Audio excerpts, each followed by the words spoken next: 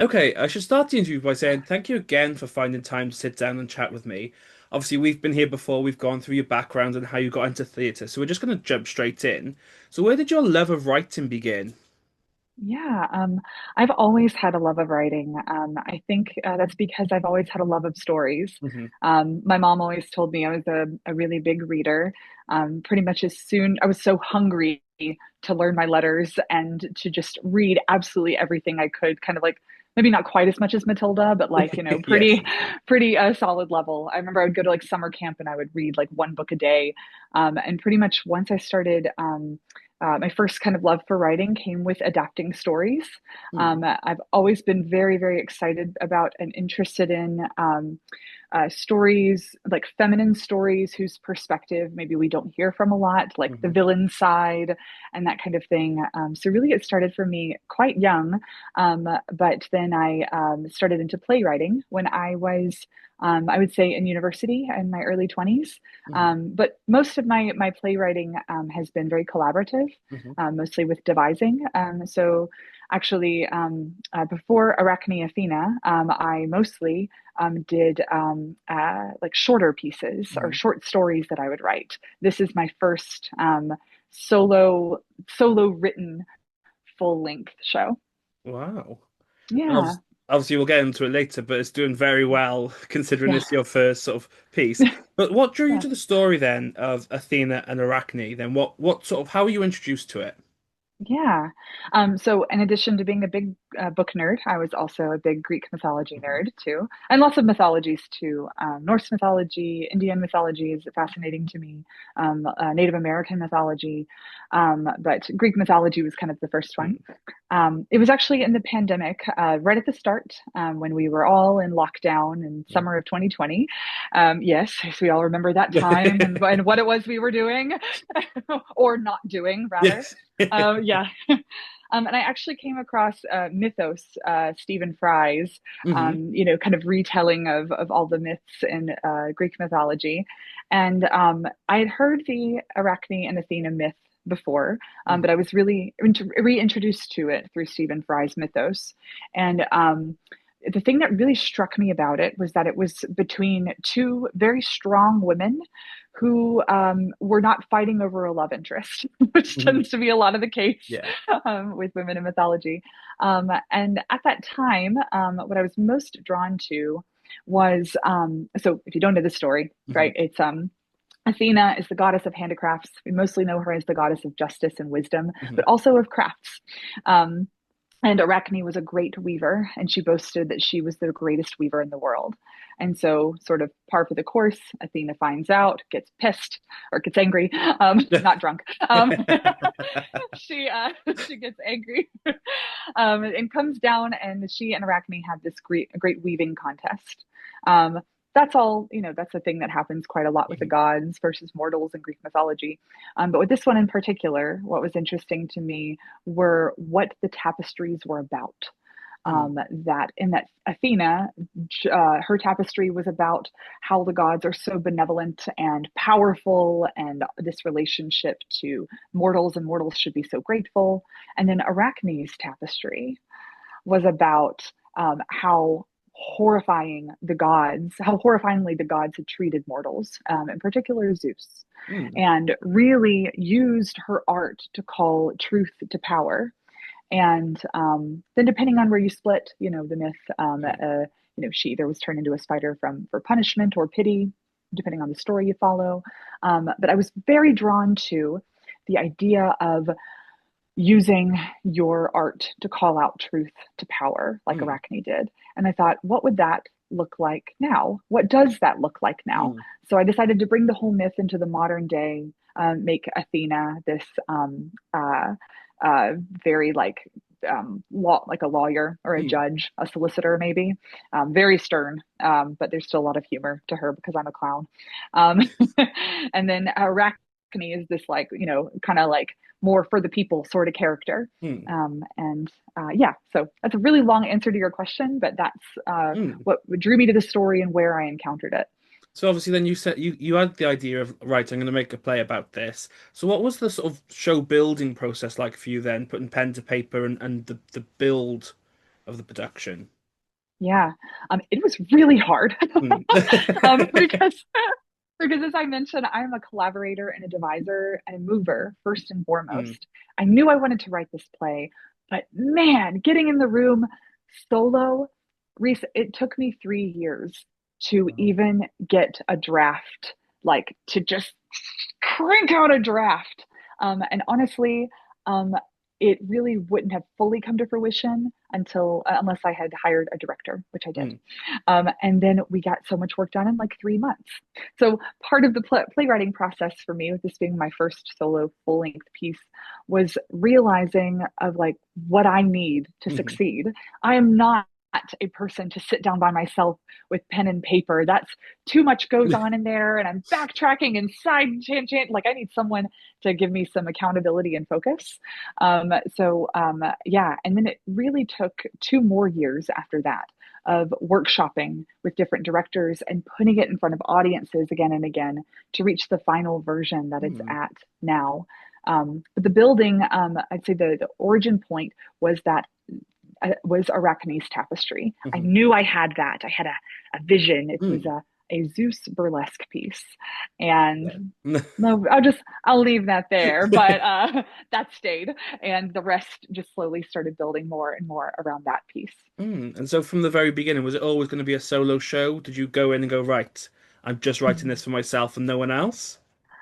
Yeah, it did. Wow. And at various points, I was like, maybe there could be two roles, but I Mm. really wanted the challenge. I'm a Lecoq-based Mhm. trained actor, or rather, from Art House Berlin, so in that pedagogy. And I've always loved physical theater, and my superpower is switching back and forth between Yeah. characters really quickly. So I wanted to give myself the challenge, and I didn't know if I could do it. There were various points I was like, is this going to be effective if it's just me? But again, with the help of directors and very clever transitions and storytelling devices, I think we've found a way Mm. to make it possible and successful. Oh, fantastic. And obviously, Thanks. knowing that it was going to be a sort of a solo show, did that change your approach to writing it? Did it change kind of how Mm. you pictured the characters and the scenes and how it was built? Did it affect that sort of process at all? Mm. Yes. So actually, originally, Mm. originally, I am from the American South. I'm from the Mhm. Southeast, and everybody that I know kind of talks a little bit like this. And it was Mhm. through theater and all that that I had to get my voice in a different spot, though I've never really had much of a strong accent. And so there was something interesting to me about placing one of the characters. And originally it was both. It was Athena and Arachne. Were in the American South. And then I eventually made it just Arachne, and that's the latest version. Mm. So that was how I brought a bit of the personal into it, Mhm. of seeing, like, you hear that accent, and there are assumptions and stereotypes everyone Yeah. makes about an accent, but instantly places her in a specific place in people's minds. And then I also just knew I needed to use my own strengths Mhm. and also like call myself out whenever I was shying away from something. Um, Mm. so yeah, so it became a thing about how can this show be a balance of my include a balance of my strengths and Mm. some things that maybe I've never done before, like burlesque and a lot of singing, which I've done in Mm. groups. But like this was the first, like, okay, yep, this scares the shit out of me, and I'm gonna do it. I hope it's okay for me to say that. Yeah, yeah, Yeah, absolutely. okay, great, yeah. Great. Like this scares me, and but this is when I know I need to bring someone else in the room to like Mm. help bolster me to get to the point where I can do it.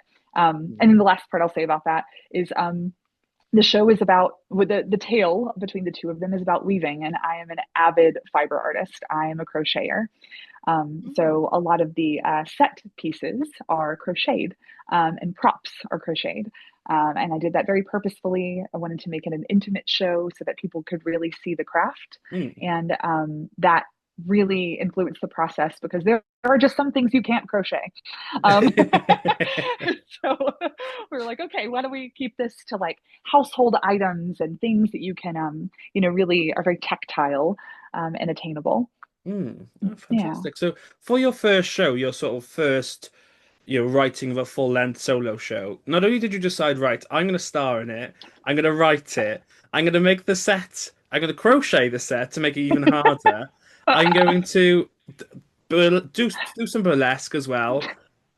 And these, I've seen loads of pictures of the webs that you have as Mhm. part of your production.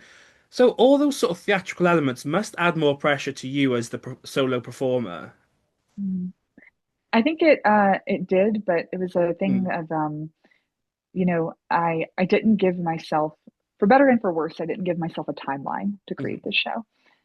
Of course, deadlines help, right? And mm, so eventually things did race to the finish when I knew I was going to Edinburgh yeah. in 2025 and schedule some tours around that. But, I don't think I felt a lot of the pressure and a lot of those things, just because I knew it was important to me that it was done well Mhm, rather than anything. And the kind of good thing about it being the first one, um, on one hand, there's this little like devil on your shoulder that's giving you pressure and like it needs to be perfect.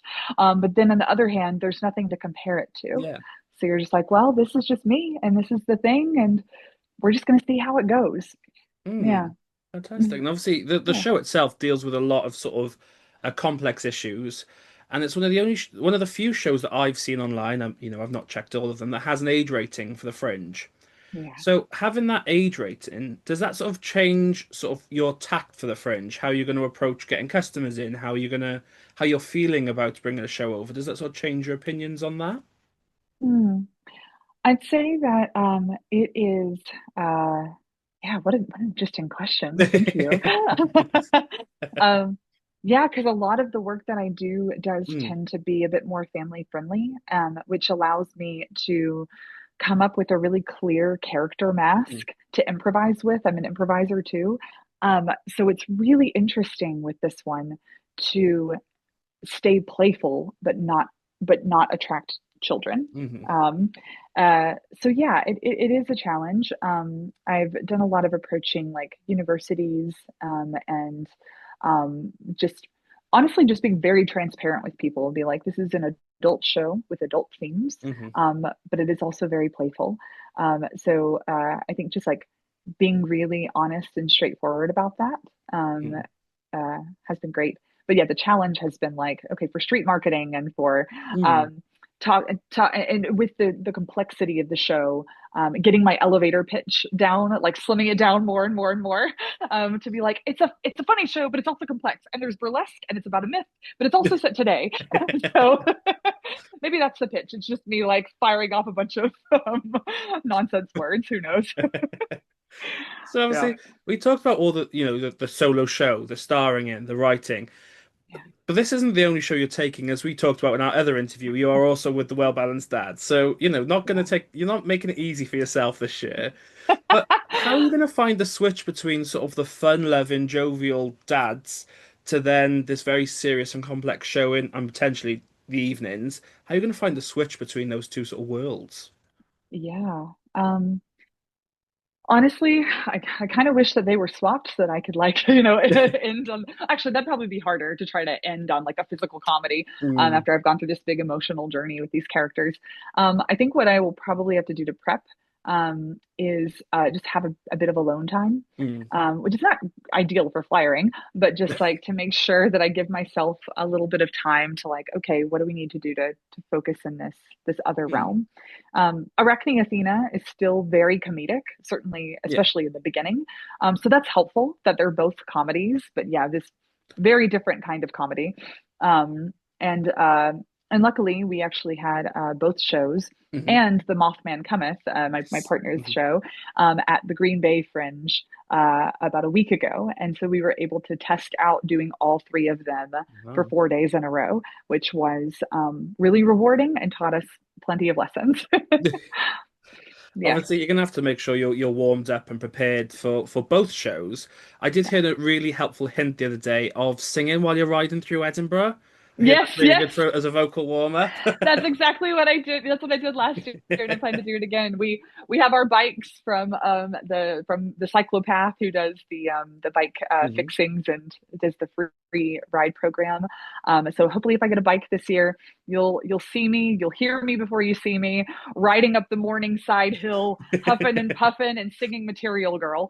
Um, And that's before you've done the sort of partner acrobatics of well-balanced dads to then yes. do another show in the evening to then cycle home, which just how, but Yeah, it definitely takes a little bit of endurance for sure that we've been training up all summer.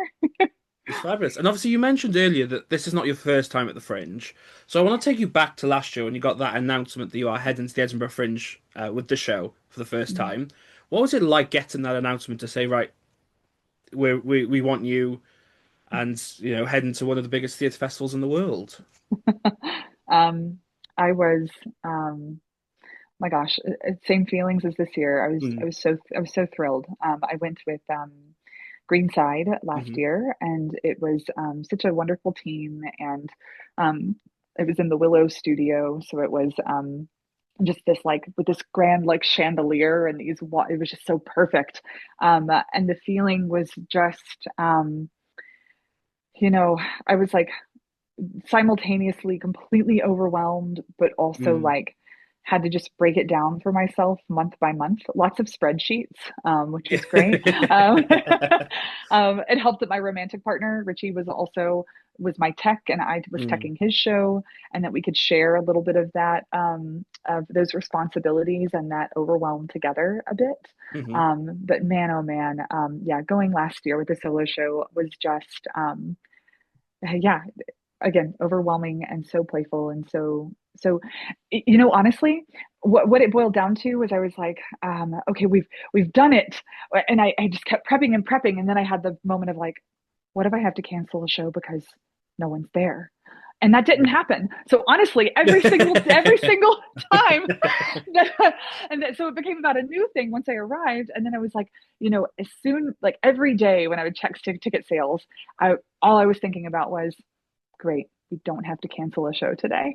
Um, yeah, yeah, and then it thrived, right? And then there were more people coming, and then there was wonderful reviews and people, but like just right at the beginning of getting there, I was like, oh, it didn't occur to me that like, well, what if there's a day that no one shows up? So haven't didn't have to have that, luckily. Hmm. Obviously, many people are lucky enough to just go once, but obviously you're returning this year, as we mentioned. Yes. So does that add pressure returning to a show, considering how well it did last time? Um, Actually, I feel so much more at ease about it. Mm, I actually made quite a few changes to the show after last year's run, and to really simplify it a little bit, center it, mm, ground it.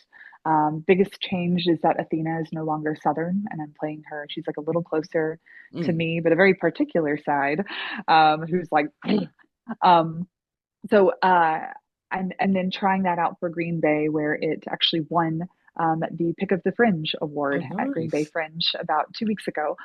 So I part of it too is that it's coming on a little bit more last minute Mm, than Well Balanced Dads. So my attention has been so much about Well Balanced Dads mhm. that this kind of feels like a bonus. I'm sure when we get there next week, or in 2 weeks, then I'm going to be like freaking out. But as of right now, I'm like, oh, this is no, it'll be great. I'm feeling very optimistic right now, with the response that it's gotten I with the would say changes. it's like the worst bonus though, because it's like, right, you're doing one show, and here's another one for you to organize. Yeah, it's like, okay, now how do we do 4 months worth of work in about 6 weeks? But I've done it before, you know what I Mm, mean? And I'm producing, or I'm putting it up with Assembly mhm, this year, which for a partial run, so I'll get about 10 days to just settle into dads, and then take on Arachne Athena, and I'm mhm, just and hopefully drum up a little bit of buzz about the show during the Fringe before mm. it's happened. Oh, Yeah, so I'm feeling fantastic. excited right now. So, apart from like the constant stressing, how are you preparing for the Fringe this year? How are you getting ready? Yeah, well, I just finished packing, and Mm, so I just weighed my suitcases. So that's the big one. In pounds, which so 23 kilograms comes to 50 pounds, hmm and she's 49.2 to get Arachne over, which is great. Mm. Pounds, not kilograms. I don't know what that translates to, 22 point something. And how else am I preparing? Richie and I are going to Italy before Fringe to try to have a Why not? little, Why not yeah, add some because why more not? sort of pressure to yourself? Yeah, I'm just going on holiday just before the You're just biggest going world's on. biggest theatre festival. Yeah. Exactly. We kind of need it because we've been prepping so hard and we're Mm, like, okay, you know what? Let's try to have a little bit of yeah. calm before the storm. Let's see what we do.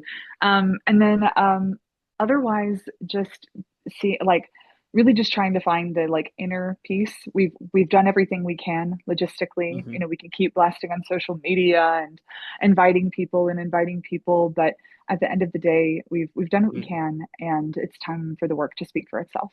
Fantastic. So we are Yeah. coming to the end of my questions, but I do have a couple Okay. more. So obviously, I Sure. know we've talked about the show, but how would you describe Athena and Arachne to someone who's never seen it before? Yeah. So Arachne Athena is a modern reimagining of a myth. Hmm. It's a story about two powerful women that experience friendship and betrayal and some mythical fun, or not fun, depending on the party, consequences as a result of that betrayal. It's a story that is about the power of art Hmm. and the way that we can, and its role in disrupting or dismantling corrupt systems of power, Mm. which I think is really important to us today. And I would also describe it as a quirky, um, uh, batty. I think the review said it was batty and whip smart, and I'm like, yeah, I like that. So quirky, batty, whip smart, a little spooky, a little sexy, but there's lots of fun physical surprises to it too. Oh, fantastic. And people, if Yeah, people like the sounds of it, where can they get tickets and where can they stay up to date with you? you got it. Sorry, my cat's like, I'll tell you all about it. Yes, they can go to the Assembly Festival website Hmm. or at fringe.com. Um, uh, Arachne Athena is going to be at Front Room, which Hmm. is being relocated or reconfigured a bit from the fire that happened on Princess Street. Hmm. So keep up to date with Assembly Festival about where that new hub is, or where that new um, uh, the new location for the Hmm. venue is going to be, but they can find it at 7:45 at night at Front Room with Assembly, the 17th through the 30th. Oh, fantastic. I'll put all the links Yeah. in the comments below so people can scroll down and click away. But my final question is, what advice do you have for young creatives looking to do what you do? Yeah. Um, my advice is you're already brave Hmm. you're already doing this. And, at the end of the day, like,